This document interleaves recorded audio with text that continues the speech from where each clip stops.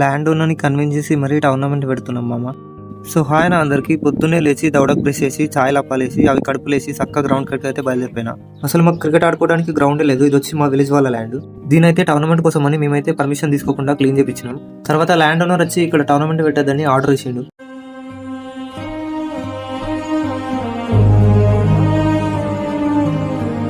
ఒక 2 hours request చేసిన తర్వాత క్రికెట్ టోర్నమెంట్ పెట్టడానికి ల్యాండ్ ఓనర్ అయితే ఒప్పుకున్నాం మామ.